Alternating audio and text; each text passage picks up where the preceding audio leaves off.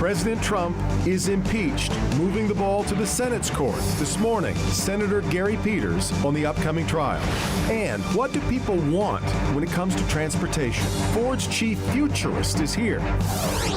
Today is Sunday, December 22nd, 2019, and this is Flashpoint. Hi, welcome to Flashpoint. I hope you're enjoying the holiday as Hanukkah starts tonight and, of course, Christmas coming up on Wednesday. This past week, though, was anything but festive. President Trump was impeached Wednesday night, and in fact, he was impeached while delivering a campaign speech in Michigan. It was jarring, and yet it was a perfect Polaroid moment. We are a divided nation, divided among those who would like to see him removed from office and those who can't wait to vote for him again come November. I don't want to say we've never been more divided. It's frankly nothing compared to Antietam and Gettysburg, but I am again wondering how and when we'll ever come together again as Americans. Some felt our civility problem was put in crisp relief in the president's Battle Creek speech as he took after Debbie and the late John Dingell. We're going to hear some of Debbie Dingell's thoughts on it a little later on. But up first this morning, as the matter will now move to the United States Senate, we will too. Senator Gary Peters is up for re-election in 2020, facing a challenge from Republican John James. So how will he vote? Thus far, he's not said, but it raises a fair question. Does he vote the way he feels his constituents would, or does he vote his own personal convictions if they aren't necessarily the same thing? We're going to talk to him about that coming up. And as we make the turn into 2020, let's talk about the future with someone whose job depends on her ability to see a few steps ahead. Cheryl Connolly, the chief futurist for Ford. All today on Flashpoint.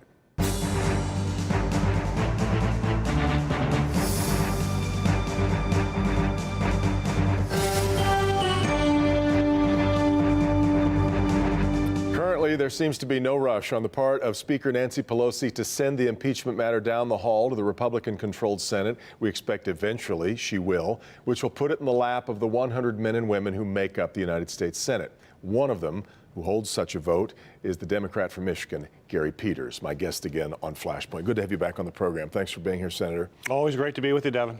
I said to somebody last week, I said, Senator Peters is coming on the program. You know, he hasn't really said how he would vote on impeachment. And this person said to me, well, he's the only person in America who hasn't made up their minds. Have you made up your mind about how you would vote? No, and I think we have to step aside. As you mentioned, I'm one of 100 individuals who have to sit in judgment, basically as a juror. We will actually take a specific oath. Once the articles of impeachment are sent to the Senate, we take a separate oath under Senate rules and say that we will approach this in an impartial way, as you would expect jurors to do. Actually, the rules of the Senate are completely different through the impeachment process as well. So that is the way our founders intended this process to be, which is a very solemn process, a very serious process, and it's a part of the checks and balances of Congress versus the executive. And in order to maintain the integrity of the institution of the U.S. Senate and to maintain the integrity of the United States Constitution, it is incumbent for us to abide by that oath, an oath that I've taken to be a senator. I took the oath as an officer in the U.S. Navy Reserve. I take these oaths very seriously. Well, some, I think, would think that the initial oath that you take going into the Senate to protect the Constitution should cover all of this. Yeah. But I am curious then as to how you feel about the gamesmanship, I think, that we're watching right now.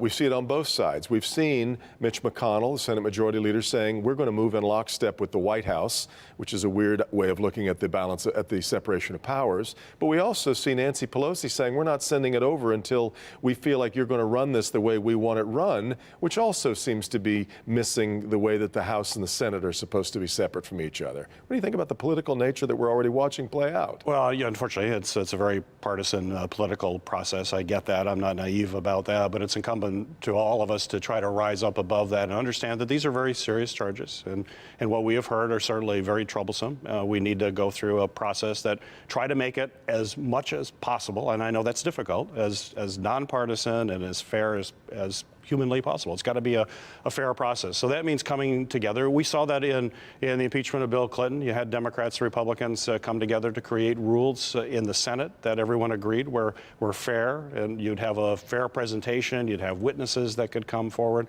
I would hope that we could do that again. certainly it's very troubling when you hear Mitch McConnell say that he's basically already made up his mind and he's working with the president. How is he going to raise his right hand and take that oath of office that we're going to have to take to say we're going to be impartial? Reality is, though, is that so many Americans have made up their mind. They've watched, and whichever side you're on, you feel like you already have all of the information you need. And I think some would say, you know, Senator Peters, that's pretty wishy-washy. No, it's what the process is about. I mean, our founding fathers actually debated, when you read the Federalist Papers and other debates that went on during the Constitutional Convention, there was a real debate as to where would you put an impeachment. It would come out of the House, which would represent the passions of the people, as our founders talked about, the House of Representatives. They thought, well, maybe the Supreme Court should then rule. And then it was discussed, well, the Supreme Court, though, are nominated by the president. It wouldn't be impartial. Let's send it to the Senate. The Senate would be it. Of course, the Senate looked different then. We were not popularly elected by the public, but it was thought that the Senate would be a place that was insulated from some of that and would really take a deliberative approach. And we've got to try to do that as much as possible. You know, again, I believe in the institutions of this country. I love this country, and the Constitution has kept us together. We've got to do everything we can to respect that. One of my favorite questions for anybody who wants to be an elected representative is how they see that job. Edmund Burke, the parliamentarian from the 17th century, said that 18th century rather, said that an elected official owes his constituents not only their representation, but his better judgment as well, and that he betrays them if he defers it to their opinion. So I'm curious, if you were to find that Michiganders overall don't want to see the president impeached, but you did feel that the president should be impeached, which way do you go? Ultimately, I have to go what I believe is right, and I can look in the mirror in the morning after whatever decision, and that's basically how I look at this job. Is that certainly I have to be very aware of what the people of Michigan believe about a particular issue, but ultimately I have to do my homework, and I do that. I have to collect the facts. I have to make a decision based on the facts, and when I look in the mirror in the morning, I can say I did this because I believed it was in the best interest for the people of the state of Michigan. And then the people of the state of Michigan will have an opportunity to hold me accountable to that one way or another. But if I can't be true to my fact-finding and my beliefs based on that information, then I don't believe that I'm doing my job. I believe you need to be authentic. Authenticity is important, and the people of the state of Michigan will have their judgment one way or the other when you are up for re-election. We had a very strange moment at the same time that we were announcing impeachment. We were also announcing the USMCA being passed by the House. So here's the replacement for NAFTA, which Democrats have howled for and wanted for so long. Is it a marked improvement over NAFTA? I'd say it is an improvement over NAFTA, and I plan to vote on it when it comes over to the Senate. Vote for it. I'll vote for it. Yes, I'll be voting for the agreement. You know, I was very concerned initially. What we were presented from the president was not what we have right now. We worked very aggressively to make some changes, particularly in the area of enforcement. I think we've talked about that in the past here in the program, that if you have rules in place, you have to have a mechanism to actually enforce those rules. Otherwise, rules are meaningless. And those enforcement mechanisms have been put in place, particularly for labor protections and to allow labor to be able to negotiate for wages. There's been some improvement in terms of wages that need to be paid, so we just can't, so we don't continue to see jobs moving in Mexico, the wages that they need to pay there. To raise that up across the board. But it's an improvement. It also creates some certainty. There was a lot of uncertainty. It was difficult for businesses to plan with that uncertainty. But I think we still need to do more. I think you can't think that just passing this new agreement will be about strengthening jobs in America. We need to have a comprehensive manufacturing policy. That's why I'm working on a manufacturing institute, working a lot with folks at the University of Michigan, their business school. How do we reorganize the way that the federal government can help manufacturers and have a manufacturing policy in this country, something we haven't had in both Democratic and Republican administrations. There are amazing opportunities when you look at new technology coming on board that can actually bring jobs back to America. Well, that's we got the news this past week of U.S. Steel is going to leave Zug Island, their operation there, and that's 1,500 jobs. And I guess the question becomes, what is the future of work, especially in manufacturing? Well, we have to think that through, and we have to lean into it and understand that there are new manufacturing processes, and particularly with the use of artificial intelligence, machine learning, all of that's going to transform the workplace. But I don't believe it is, isn't it? It is already. Yes. But I'm not a robot apocalypse guy that thinks all of our jobs will go to robots.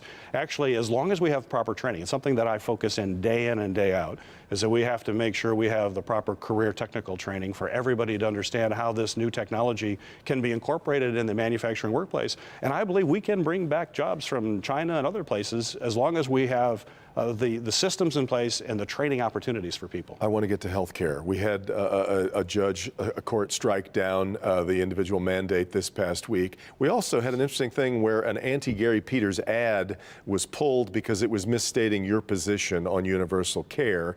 Wrap all of those things together for me. What do you want to see happen? What does the right American healthcare system look like to you? Well, that's a really big question. Yes, and if you could do it in 20 seconds. I will try to do that. But you're not in favor of universal care without apparently, because that's what the ad suggested. You do believe that there needs to be a public option, but you're not in favor of us getting a moratorium on private health insurance. Is that accurate? That's totally accurate. If people have private insurance that they like, they should be able to keep it, and that's going to be important. On the other hand, I think we could expand the opportunities for Medicare. I believe that, in fact, I'm on legislation now to say if you're 50 and over and you want to buy into Medicare, you should have that option. If you're in the Affordable Care Act and you have a choice of a variety of private insurances, you should also have Medicare as an option that you can pick. But if you like your private insurance, you should be able to keep it. But the core principle is that everybody in this country, no matter who you are, no matter where you live, should have access to quality, affordable health care. And it's going to take all of those things working together. The argument has been that the only way to protect people who have pre-existing conditions, the only way to amortize that cost is to make sure that everybody's in the system, which is, of course, what the individual mandate means, which has now been struck down. Right. What do we do about that? Well, that's what we're seeing. We're seeing an administration that's basically trying to unravel all of the Affordable Care Act and take that down, which would have catastrophic. It was voted on the promise to do that. Voted in on the promise to do that. It is, and we got to be clear. This court case that the administration's behind would eliminate, including pre-existing conditions, that people could lose right now, the most popular aspect of the Affordable Care Act is that even if you're sick, you can get access to quality, affordable health care. And I want to make sure people understand affordable. You'll have other people say, well, no, we'll allow people with pre-existing to get insurance. But if you can't afford it, you really can't. It's not really care, yes. Here you can have an insurance policy that's going to cost you $50,000 a month for a premium. Yeah. That's not affordable. That's not having access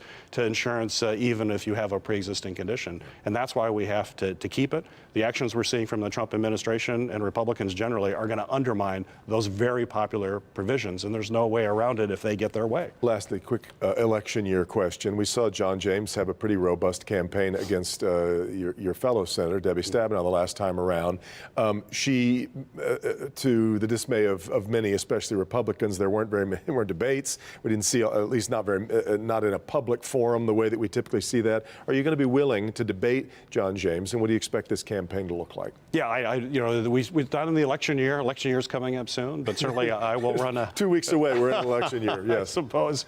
But yes, absolutely. I have always leaned in, and I believe you should have a robust discussion. The people of the state of Michigan deserve to know exactly where people stand. It's very clear in my work over the last few years. People know where I am on the issues. Whoever runs against me will have to have that same opportunity. The people of Michigan will have an opportunity to see who best represents them. And certainly I'm going to lean into the fact that I've been a bipartisan senator, ranked as one of the most effective senators in the U.S. Senate and one of the most bipartisan senators in the U.S. Senate. And I think that's what the people of Michigan want.